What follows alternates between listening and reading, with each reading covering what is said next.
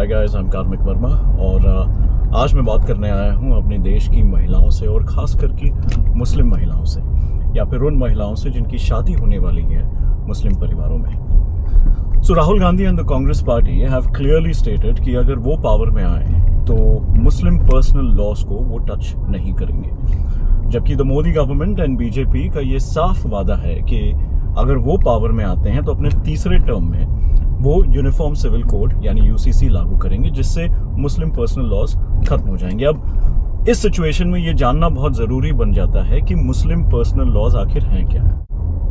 According to Muslim personal laws, शादी is not a जन का साथ, it is a contract which a man gets into with a woman, और इसीलिए 4 शादियाँ अलाउड हैं।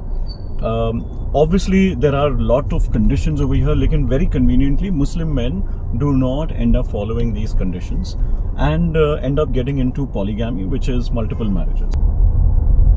दूसरी बात, a woman gets only 50% of share in the property of a father in comparison to a man. For example, अगर आपके भाई को 100 रुपए मिल रहे हैं प्रॉपर्टी में से, तो आपको मिलेंगे सिर्फ 50 रुपए। तीसरी चीज, there is a concept called हलाला। हलाला के मुताबिक अगर आपका तलाक हो जाता है, एक मुस्लिम महिला का तलाक हो जाता है और वो चाहती है कि दोबारा वो शादी करना चाहे from with the first husband for whatever reasons, change of heart etcetera realisation, तो उसे पहले किसी और मर्द के साथ शादी करनी होगी, एक रात गुजारनी होगी और उसके बाद ही वो एलिजिबल होती है अपने पहले मर्द के साथ शादी करने।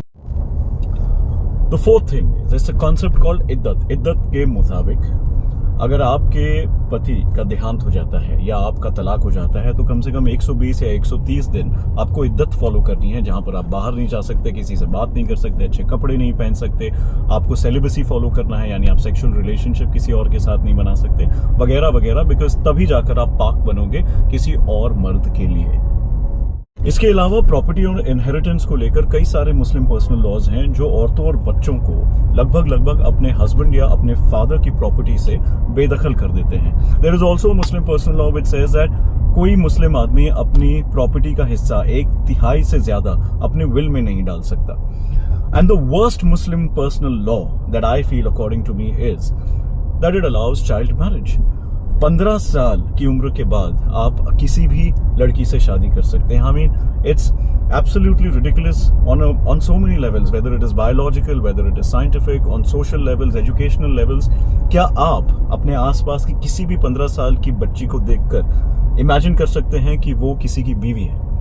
Now, obviously, the educated Muslim society does not indulge into these kind of wrong practices. लेकिन आज भी भारत में एक बहुत बड़ा तबका है जो एजुकेटेड नहीं है, जो इस्लाम फॉलो करता है, और उनके लिए जो मदरसे में उन्हें सिखाया गया है, कुरान शरीफ में जो पढ़ाया गया है, जो शरीयत के मुताबिक अभी भी चलना चाहते हैं, उनका क्या एक भी महिला या एक भी मुस्लिम परिवार इस चीज से गुजरता है तो ये हमें गवारा है क्या हमें ये अलाउ करना चाहिए?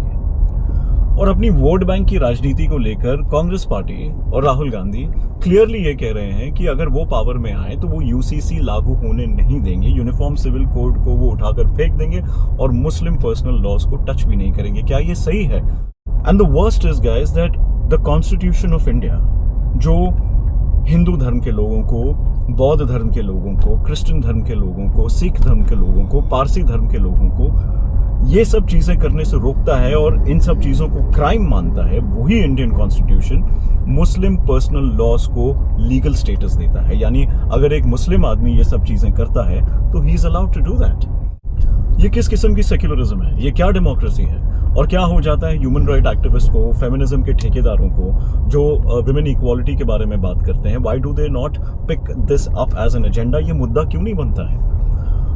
मैं आप सबको याद दिलाना चाहता हूं कि ट्रिपल तलाक का जो मुद्दा था, ट्रिपल तलाक was also allowed as per Muslim personal laws, but in 2017 the BJP and the Modi government abolished triple talaq, जबकि शाहबानो केस 1970s 1980 से चल रहा था और उसको भी वोट बैंक की पॉलिटिक्स की वजह से कांग्रेस गवर्नमेंट ने बैन होने नहीं दिया था, जबकि सुप्रीम कोर्ट ने कई बार कहा था कि ट्रिपल तलाक शुड बी बैंड।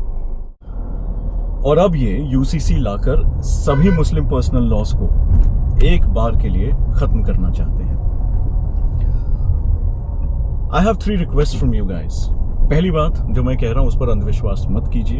ये वीडियो इसलिए बनाया गया है ताकि मैं आप सबको जागरूक कर सकूं, लेकिन प्लीज़ 5 मिनट 10 मिनट का समय निकालिए, please read up about Muslim personal laws and verify whatever I am saying. Second, इस वीडियो को प्लीज़ फॉरवर्ड कीजिए उन महिलाओं को और उन मुस्लिम महिलाओं को जिन्हें ये देखने की ज़रूरत है। And third and the most important, please go out there and vote. जो एजुकेटेड लोग हैं, प्रॉब्लम ही ये है कि जो एजुकेटेड लोग हैं, जो समझदार लोग हैं, वो बाहर जाकर अपना वोट ही नहीं कास्ट करते हैं। तो सोच समझ कर जाइए and please this 2024 elections vote wisely.